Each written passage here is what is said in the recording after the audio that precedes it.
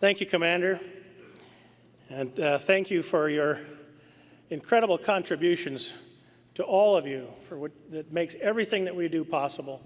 Nancy, you're an extremely important leader, and you've been an ongoing source of inspiration for all of our fellow veterans, for everyone out here, and serving alongside you will absolutely be one of the greatest memories that I carry of my service in DAV. Before I get into my report, I would like to share, hopefully I don't get choked up, I already did. I already shed some tears and ran my makeup a little bit ago.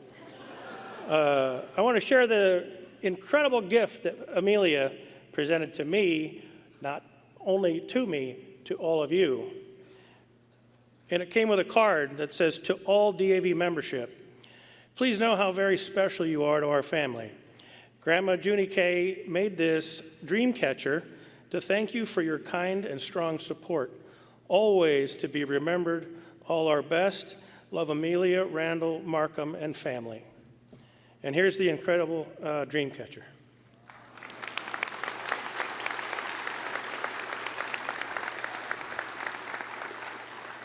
There's a note on the dream catcher. It says, "The hawk feathers is from a deceased baby hawk.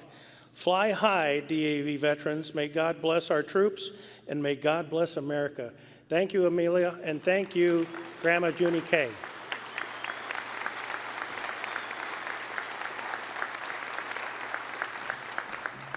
Well, I'm mostly dry-eyed.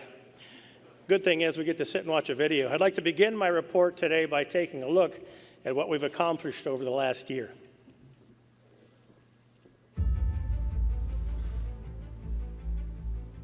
Over this past year, DAV has continued to make good on its promise to be the champion for all veterans forever changed by their service. At every level, DAV has fought for our veterans and families. National Commander Nancy Espinosa, a service-connected disabled veteran of the Army, Reserve, and National Guard, set this tone right from the moment she was elected during the August 2023 National Convention in Atlantic City, New Jersey. Through volunteerism, legislative advocacy, and benefits assistance, you have helped lift your fellow underdogs to new heights. We must continue that work with the grit and determination that inspired our military service.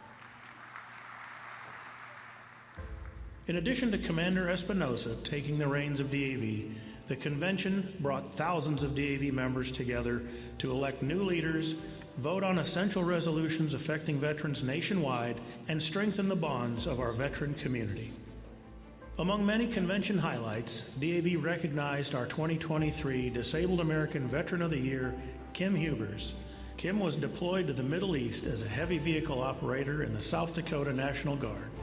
The demanding combat environment wreaked havoc on her health, causing migraines, fractures in her mid-spine, and a then undiagnosed traumatic brain injury. Since her medical discharge in 2015, Kim has found new purpose serving her fellow veterans through DAV. She volunteers to help veterans with their claims and serves as the commander of the Department of South Dakota and on DAV's Interim Women Veterans Advisory Committee. Leaving the military against my will. When I wasn't ready, I was a lifer, I was a leader, I was good at it. It was something that was meant for me. So having to be ripped away from that was like losing your entire family overnight. And I never knew what to do to fill that hole in my heart. And I found a way to fill that with DAV. And I had my family back.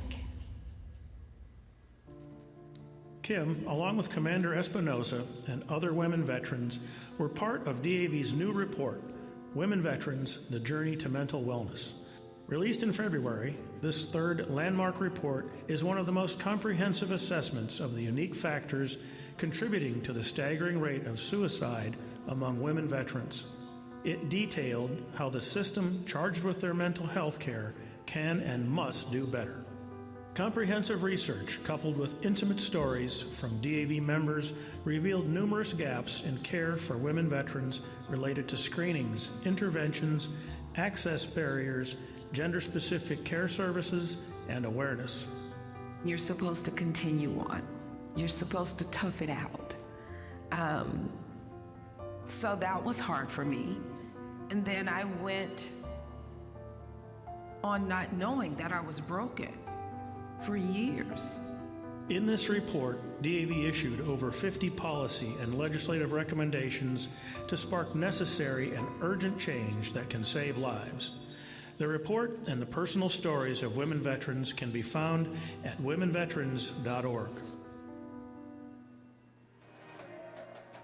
DAV remained a constant presence on Capitol Hill in 2023, with 66 of its resolutions included in federal legislation.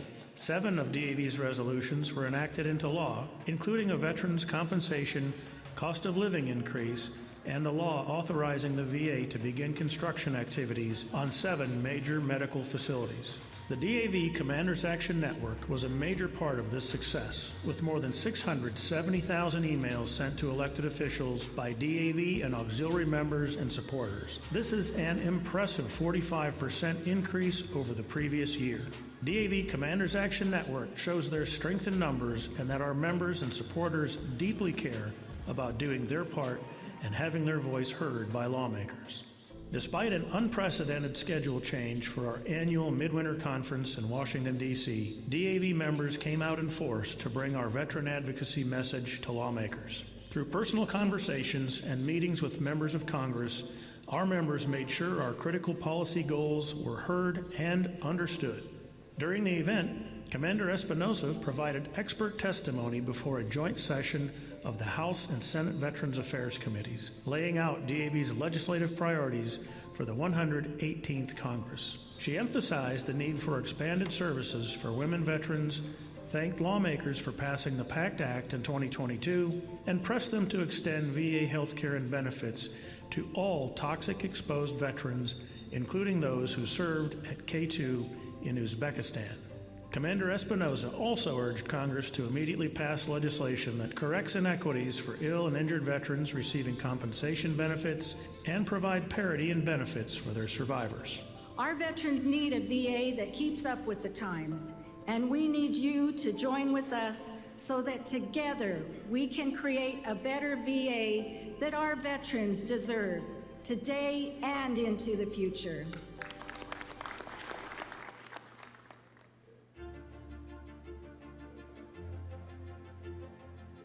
In 2023, DAV benefit advocates counseled over 300,000 claimants and filed more than 200,000 new claims.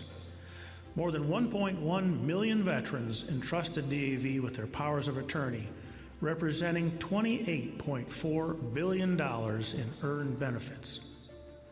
DAV's benefit advocates also assisted more than 45,000 transitioning service members. And more than 17,000 attendees came to one of our 414 information seminars last year to learn about their VA benefits and the services DAV offers. These impressive numbers reflect the hard work our benefits advocates do day in and day out, and shows that we remain the country's premier veteran service organization advocating on behalf of veterans. DAV has continued to be there for veterans in their time of need immediately following disasters like fires, tornadoes, and floods. In 2023, DAV issued nearly 750 comfort and hygiene supply kits and distributed more than $726,000 in emergency funds, assisting 1,038 veterans around the country. In the past decade, DAV has dispersed more than $8.8 million in relief to veterans in need. In October 2023, DAV launched its latest initiative, DAV Caregivers Support.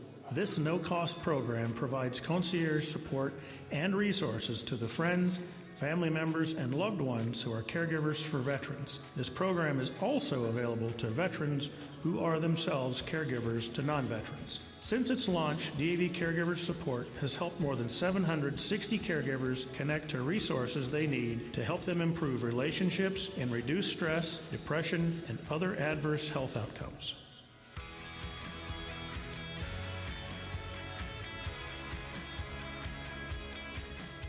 Finding a meaningful, fulfilling career is an essential step in the transition to civilian life for the vast majority of veterans and their spouses.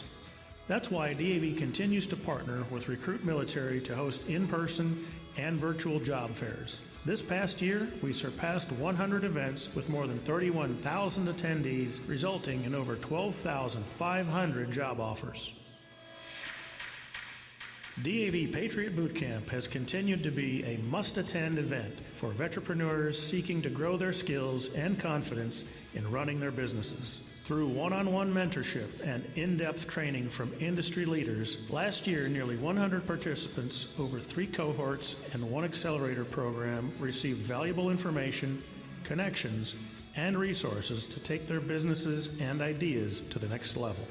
Being around other people with the same backgrounds and experiences was really helpful because they know some of the challenges that you go through, and they can share in their experience as well. DAV has continued our efforts to strengthen and support our family of members. In addition to our member recruiting drives, challenges, giveaways, and incentives, the membership department improved resources to make finding and sharing information easier. MyDAV.org, the online membership portal, now allows chapter and department leaders to file online reports, eliminating the need for processing paper forms. And the Member Resources section of DAV.org was regularly updated to provide access to the latest information about DAV programs and services. Also, we launched 2 major initiatives to help members with recruiting. The first is the DAV Recruitment Resource, a short digital document packed with everything you need to share DAV's mission and the importance of becoming a member, including answers to frequently asked questions about our services and links to explainer videos. The second initiative is the Membership Recruiter Rally. How does an all-expenses-paid trip to the 2025 DAV and Auxiliary National Convention sound? We're going to Las Vegas next year, and any DAV or auxiliary member who recruits at least 1 member will be entered into a drawing for the free trip for 2, plus $2,500 spending money. It's happening now and runs until June 30th, 2025.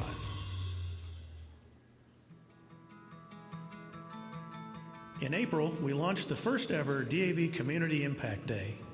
Through this initiative, more than 700 people pledged at least an hour of their time to volunteer for veterans. Photos and stories from around the country poured in, showing what people did to make a difference in the lives of veterans and their communities. This event demonstrated a deepening connection among our fellow citizens and veterans, and it promises to be a rapidly growing annual event going forward. DAV Transportation Network volunteers were on the road providing nearly 250,000 rides to and from VA medical appointments to ensure veterans have access to the care they earned. Across the nation, DAV volunteers logged more than 575,000 hours of drive time across nearly 9.3 million miles. That's the equivalent of driving to the moon and back more than 19 times. To support our drivers and those who need our rides, DAV's departments and chapters, with assistance from the DAV Charitable Service Trust and Columbia Trust, purchased 98 vehicles. Our longest enduring corporate partner, Ford Motor Company, donated 8 vehicles to the VA in 2023. That's a total value of $4.4 million. Through DAV scholarships, we're proud to invest in the futures of our outstanding student volunteers while connecting tomorrow's leaders with those who served. We awarded a total of $110,000 in scholarships to 10 deserving students. Jacob Weber from Canton, Michigan, received the 2023 top award of $30,000. This year marked the 30th National Disabled Veterans Golf Clinic. The event, which we co-present every year with the VA, brought more than 200 disabled veteran participants to Riverside, Iowa, to play golf and experience other adaptive activities. Marine and Iowa Army National Guard veteran Robert Hunter received the clinic's DAV Freedom Award as the person who best demonstrated the spirit of the week. While deployed to Iraq with his National Guard unit in 2005, Robert suffered a severe traumatic brain injury after an improvised explosive device detonated near his Humvee. He's had to relearn many basic tasks, but hasn't let that stop him from being an enthusiastic and encouraging presence on the course. We also co-presented the National Disabled Veterans Winter Sports Clinic with the VA in Snowmass near Aspen, Colorado. For this 38th year, nearly 400 participants experienced miracles on a mountainside as they took part in sports including adaptive skiing, sled hockey, curling, and fly fishing. Army veteran Eric Castillo received the event's DAV Freedom Award. He sustained a traumatic brain injury and left side paralysis in 2004 after an explosion near him sent shrapnel through the right side of his head. After 22 surgeries and against all odds, he's not only an active adaptive sports participant, but a VA employee and an ambassador to others sharing the benefit of recreational therapy and adaptive sports. Last year was a banner year for the Charitable Service Trust's support of organizations and initiatives that benefit ill and injured veterans and their families.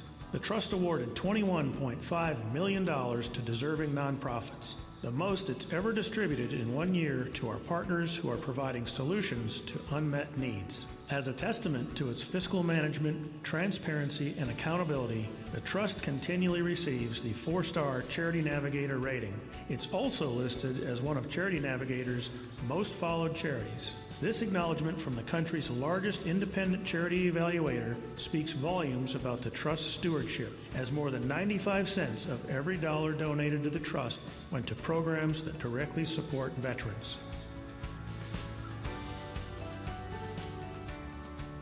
Whether on TV, billboards, or through in-person events, introducing DAV's name, mission, and programs is a public service for veterans who served, their families, and survivors. In November, we hosted the 11th annual DAV 5K, which brought over 4,000 people together, both virtually and in Cincinnati, to raise awareness and money for DAV's programs and services. Participants ran, walked, rolled, and rode their way to raising more than $375,000, surpassing the event's fundraising goal. This year, we had people from 55 states and territories, as well as several international locations, participate. And thanks to our partner, USAA, DAV's 2022 Disabled American Veteran of the Year, Army veteran Adam Alexander attended Super Bowl 58 as part of the NFL's Salute to Service initiative. Adam, an active DAV volunteer and advocate for other veterans, used the opportunity to encourage others to volunteer for veterans through DAV. We also continued our partnership with Golden Corral through the restaurant's Military Appreciation Night. Each year around Veterans Day, they open their buffet lines to give veterans free meals as a show of appreciation for their service. In 2023, the restaurant served over 189,000 free meals. The annual event raised over $1 million for DAV departments and chapters, bringing the total to nearly $19.5 million and over 6 million free meals served since the partnership began in 2001. In 2023, Camp Corral, a one-of-a-kind summer camp for children of wounded, disabled, or fallen service members and veterans, hosted 20 summer camps for over 2,200 children ages 8 to 15. To date, Camp Corral has served over 33,000 children with a military connection, the majority of whom have a parent who was wounded, made ill, or killed in service.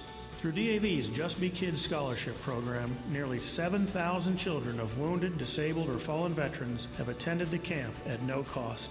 DAV has donated more than $6.6 million to Camp Corral since 2014. We saw incredible growth with our Field of Flags campaign. We partnered with 127 schools and organizations to set up fields of American flags to honor local veterans while raising $172,000 to support ill and injured heroes.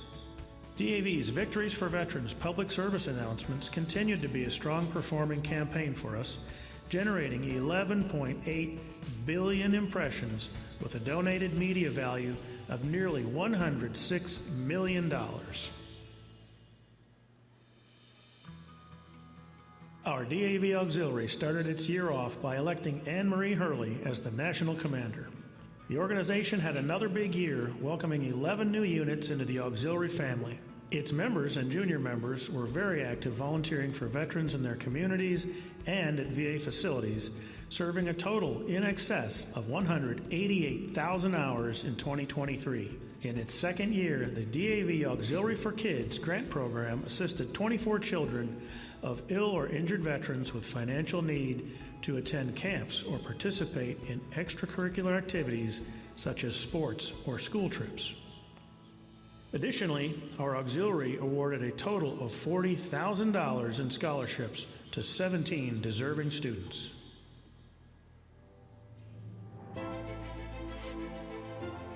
When you look back at this past year, know this: all these successes are your successes. We're an organization of veterans serving veterans, and the role each of you has played in getting us to where we are today cannot be understated. Thank you for all you do to keep the promise. It continues to be a true honor to serve with you to empower our nation's veterans to lead high-quality lives with respect and dignity.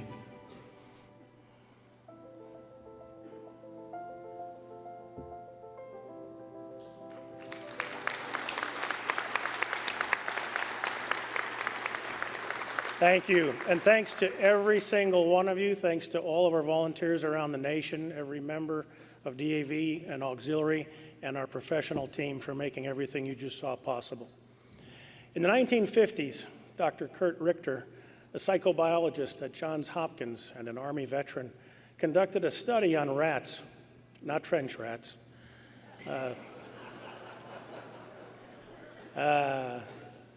In an experiment, he put rodents into water buckets and he recorded how long it took for them to give up. Bear with me, please. There's a point.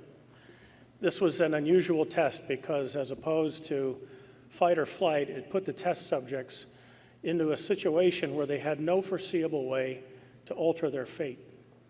Without any chance of escape, they all gave up and drowned in a matter of minutes.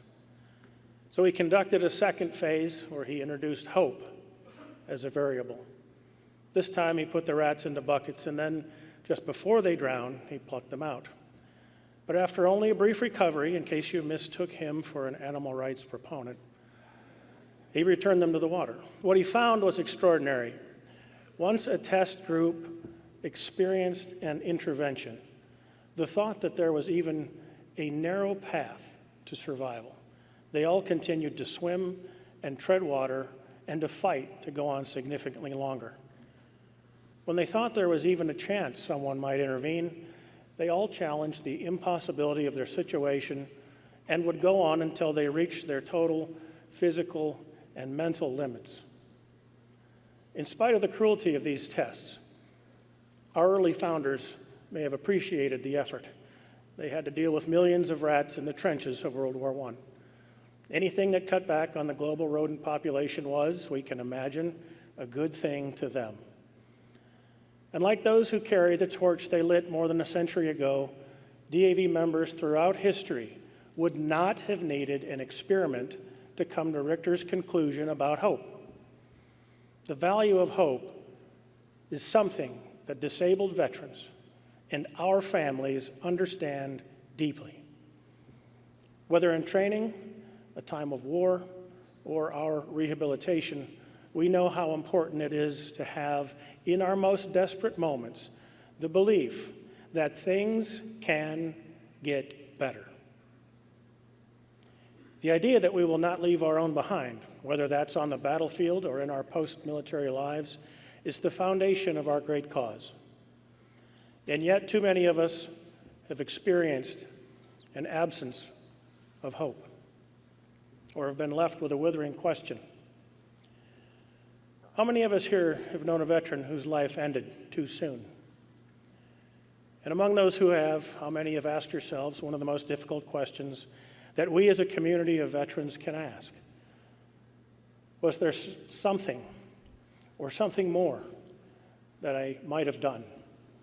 The sobering reality behind the suicide epidemic that confronts every one of us here is that our brothers and sisters are, in shocking numbers, and at this very moment, living with an absence, or at least a severe deficit, of hope. Over the course of the COVID pandemic, we saw suicide rates increase for our sisters by nearly a quarter. It's one of many important issues that we highlighted in our most recent Women Veterans Report. They are twice as likely as male veterans to attempt to end their lives. And male veterans are already far too proficient at contributing to the staggering statistics that make suicide an epidemic in our community. Though the situation we face is dire, the solution is right here in front of us. It's you, and you are DAV. Through your membership and your willingness to be an ambassador of our cause, you have the power to help veterans out of situations where despair is their constant companion. You can provide that glimmer of hope that they need to hold on. And as we all know, sometimes that sliver of hope is all someone needs to tread water long enough to see beyond the crisis. If they have enough to weather the storm, they may have enough left over, enough hope, that with a little more of our help, to find a new mission or paradigm that can convert them from the casualties into contributors. This is the reason we were founded, and it remains the same reason that we exist today. We must find the solutions to the challenges we face. We must be the source of hope and of renewal for one another. The opportunity to save lives, and let's be very straightforward about this, we save lives, is the greatest reward and the most humbling responsibility that comes with being part of our community. DAV is not a charity that has a single program dedicated to suicide prevention. We are a charity with many, many initiatives, all of which, in one fashion or another, save lives. And the ability to completely transform a life is the reward that we get for our involvement in DAV's mission. We deal in hope. Let's take a look at a journey of a deserving veteran whose life was forever changed through DAV. My name is Ginger McCutcheon, and I'm a Women's Army Corps veteran from the U.S. Army. I served 1976 to 1978. I love the fact that I started out like a Private Benjamin and grew along the way. You know, I came from a very sheltered family and had no idea what was in store for me, but I learned really quick in basic training, so.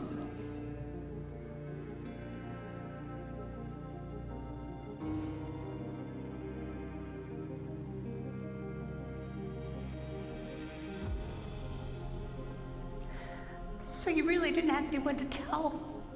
And the only way that anyone realized it was my colonel that worked at the hospital in the x-ray department.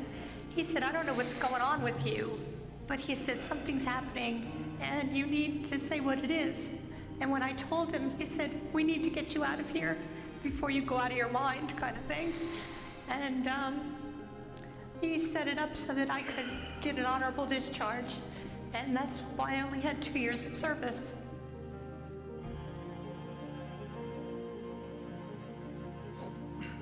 I had gone in with the opportunity that I was going to be a lifer. You know, so every time someone says, how long did you serve? It's almost like a re-traumatization because I had planned to have a career in the military.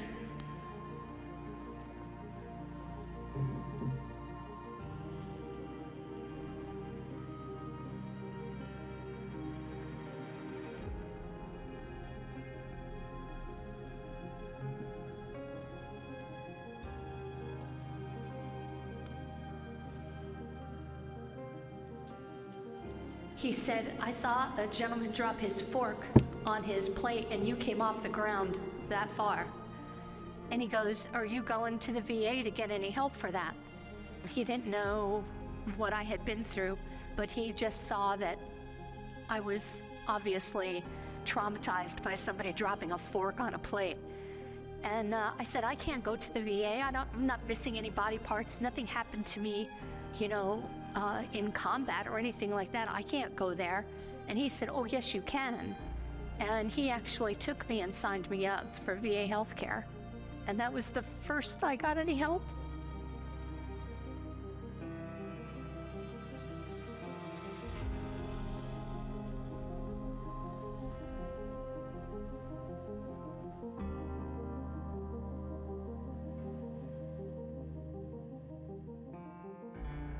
it's kind of a really cool story that DAV has given me a purpose to try to channel what I missed in the military and my service, that I can serve others and still feel like I'm doing something.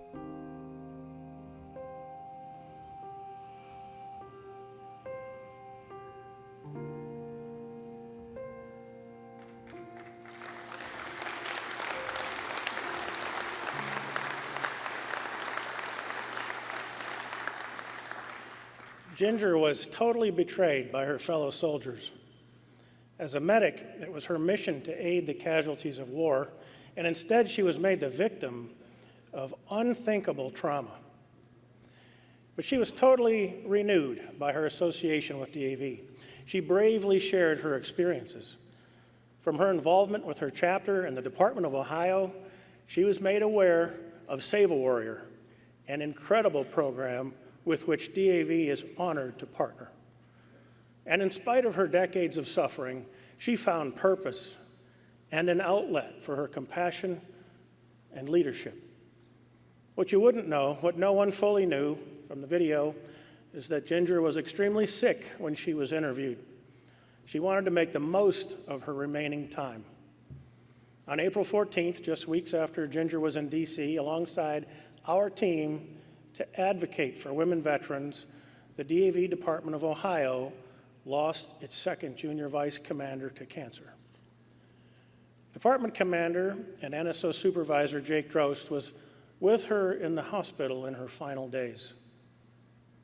She said she found it ironic that she had finally, after all those years, fully gotten her life together in time to face her death.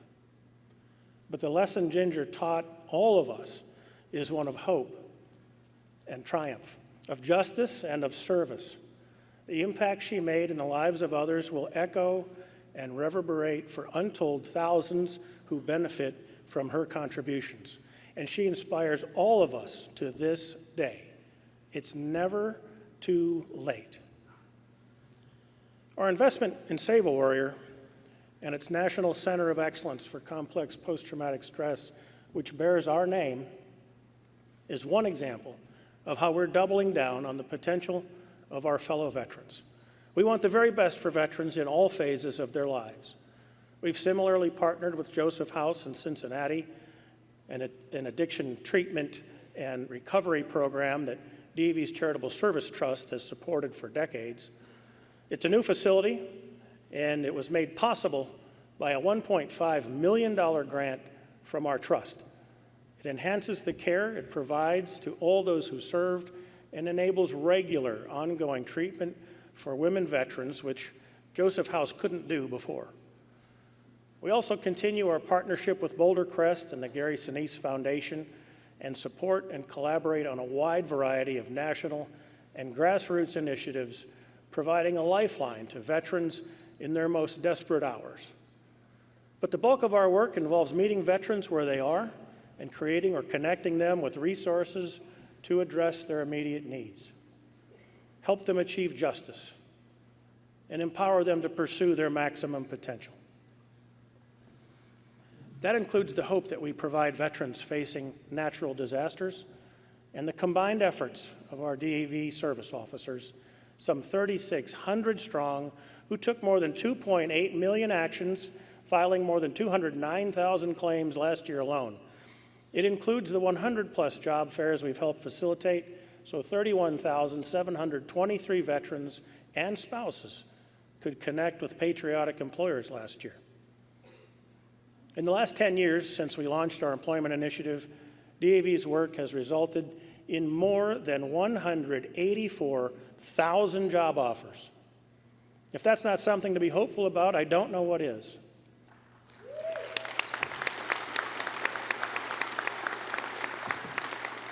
When it comes to the potential we see for our fellow veterans, we're digging in. The investment we made in nearly 100 entrepreneurs last year has the potential to change the world. At a time of division and partisanship, the veterans we're serving should be a reminder to our fellow Americans about the values and ingenuity that make our country truly exceptional. You may have seen many of these folks in online DAV pitch contests. They include veterans like Jonathan Kunaholm, a Marine who lost his arm in Iraq and whose company, Stumpworks, is updating the decades-old technology that upper extremity amputees rely upon. Last night at the pitch contest, he won $15,000 to continue his important work.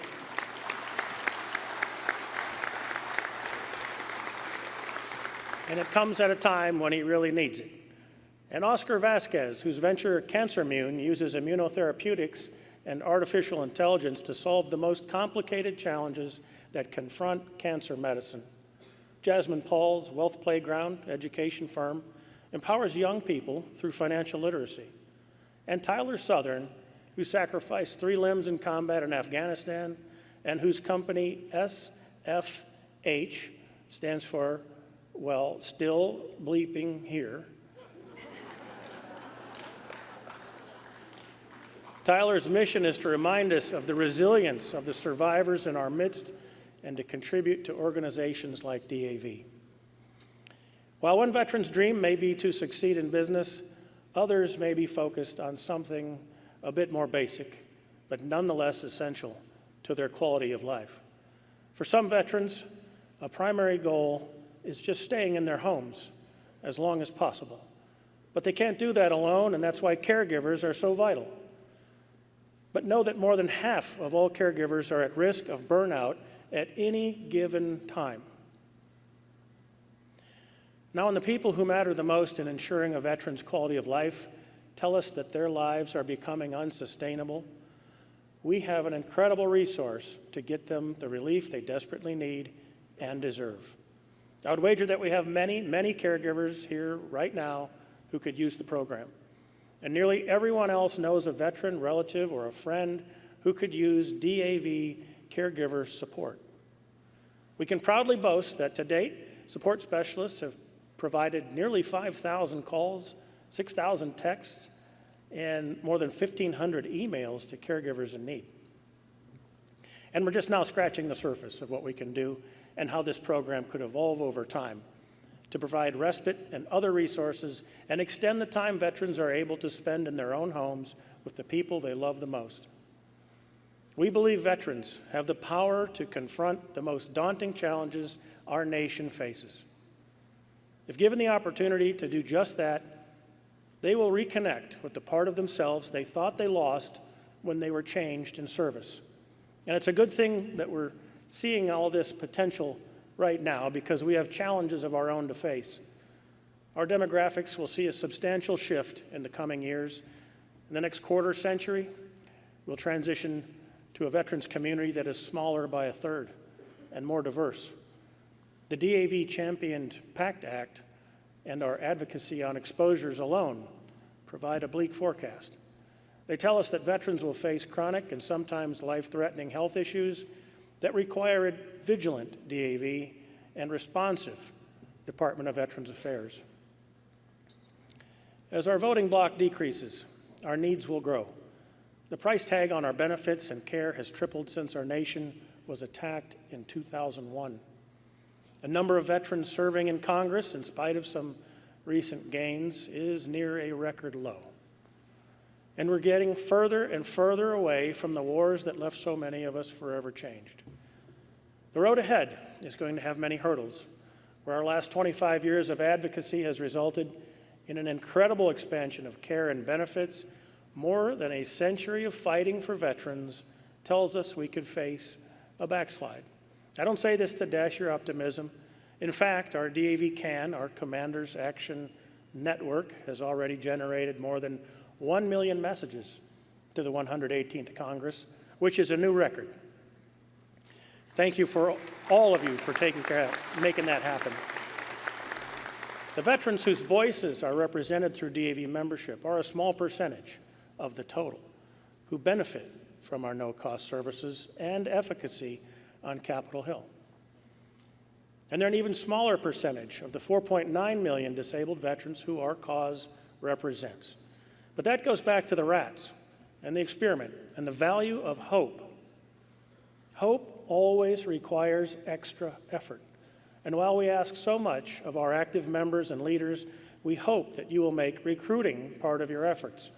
For some reason, even though we help so many veterans in so many ways, most of our members do not recruit new members and take exception sometimes to being called recruiters.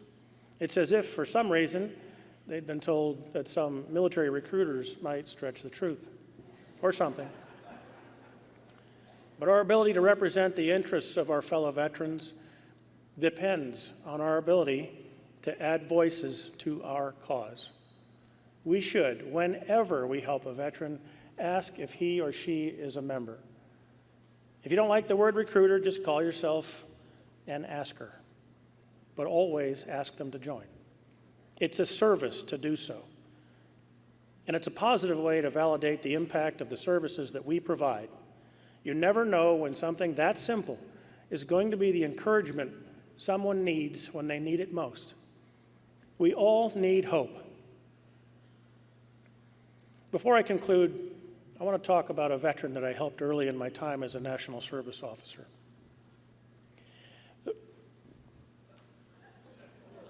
Let me make a note, talk with Dan and Rob about slide choices after the session.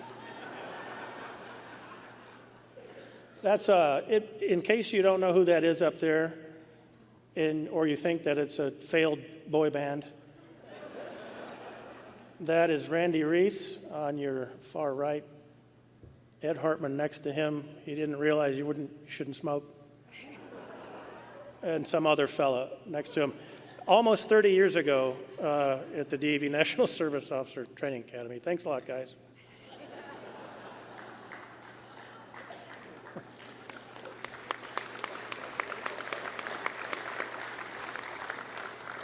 Boy, what I wouldn't give to be that slim again. As we've established, I was a lot younger when an Army veteran named John Leppelman came into my office. Although I did my best for every veteran in my caseload, I became captivated by the issue of post-traumatic stress, its causes, its symptoms, and how VA treated, both medically and in claims decisions, our veterans ravaged by this scourge. It became my specialty, and word was spreading. I was proud of that. Soon the majority of my cases involved post-traumatic stress. Most of our clients at the time, as they are now, were Vietnam veterans. But something about John seemed different. He had a hard life. It wasn't unusual for many of the folks that we helped in Seattle at the time, and especially our combat Vietnam veterans. But his age was expressed beyond the lines in his face, and the undercurrent of intensity that coursed beneath his 1,000-yard stare. When I dug into his records, I was in awe. John was introduced to Vietnam through his participation in Operation Junction City, the only combat jump of the war. As he adjusted to war, he had more than the enemy to face. The soldiers around him were being wounded by the dozens. His weapon would malfunction after every 6 to 10 rounds. And seeing a brave man's dead hands holding a jammed rifle left him, rightfully so, infuriated. He survived ambushes and being ordered to carry out suicide missions. He was wounded. His hearing was devastated. When he lost the use of his arm, he was accused of malingering. After a time, he began to feel as if his command, not the enemy, was intent on taking his life. In the Central Highlands, his short-staffed company was being ordered to take on hardened NVA battalions. He decided to take what was called a short. Riverboats needed soldiers. He'd be happy to extend a full year in Vietnam to get away from leaders he felt he couldn't trust and to avoid the impossible situations that they would create. But he was devastated when he learned that his former company was decimated by both enemy contact and friendly fire. Along Vietnam's waterways, Lep, as he was known, experienced the Tet Offensive and the enemy using civilians as human shields. At that time, he said that he felt the politicians would not allow the military to achieve victory in Vietnam. Nonetheless, he extended for a third tour in country. Though he'd been commended for combat service after a disagreement with his captain, a reduction in rank, and some fun work details, he decided to try a new occupation. The war zone, he felt, was getting too stateside. He signed up for Special Forces and volunteered to become a Ranger. He loved it, but his time as a LERP was short-lived. Well, the enemy never took him out. 2 types of malaria conspired, and he was medically evacuated out of Vietnam. He scored his final Article 15 at Fort Ord for refusing to put a base bumper on his new Camaro.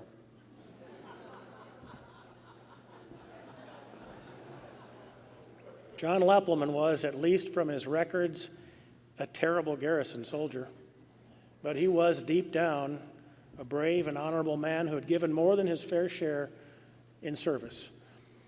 In spite of the distrust he held for most brass, he left the Army after 35 months in Vietnam with a Bronze Star with V device, the Purple Heart, and in spite of a hearty dose of non-judicial punishment, a Commendation Medal. The uniform he changed out of to avoid being mistreated by protesters also carried his CIB, his combat parachute wings, and an air medal. The man I met in 1996 was someone who'd had more than his share of difficulties. The habit of distrusting people in positions of authority was compounded by the way he was welcomed home by protesters. He was a man who lived with the war every day.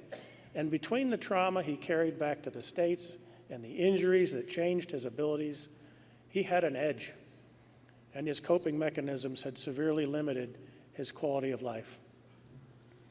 His hope was in extremely short supply. But he was changed by DAV. Not only was he better able to take care of himself and his family when he began receiving the benefits he'd earned, he had experienced a modicum of justice that had been long overdue. And if he could get a fair shake at the hands of the United States government, what else was possible?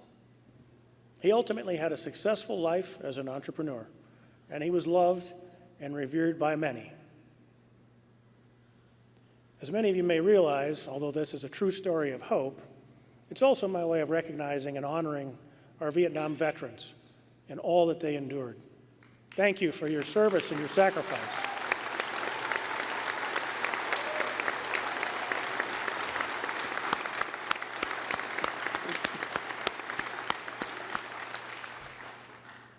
Although John and I had lost touch before he passed away in Seattle in 2019, I'm honored to have known him and to have had the opportunity to help him when he came to DAV for assistance. Though it's impossible, really, to say for certain, I believe that the hope he gained after experiencing our services helped him in other areas of his life. We can never truly understand what is happening in the hearts and minds of our fellow veterans or the others that we love. And many of us have experienced that lingering question. What could I have done? Or could I have done more? The beauty of being DAV is the knowledge that we're given to change a life, a family, and a household. We know and offer so many services that can replace apathy and despondency with purpose and with light. Thank you for being that light in your communities. Thank you for being a forward ambassador and connector for veterans, caregivers, and their spouses in your communities. And thank you for ensuring the promises kept to the deserving heroes like John Leppelman, like Ginger and Jonathan, Jasmine, Tyler, and the many, many more who count upon us for help. Commander, this concludes my report.